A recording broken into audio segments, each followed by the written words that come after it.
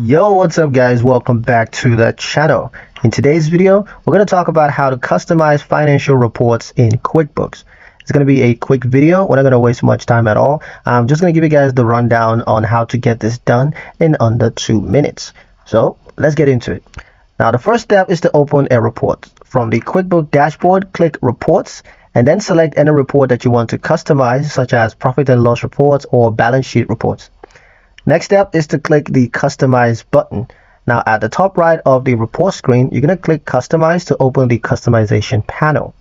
Next, adjust report settings. Now here, you can change the date range or add or remove columns. You can also filter by customer, vendor, or product, as well as change the accounting method, be it cash or accrual.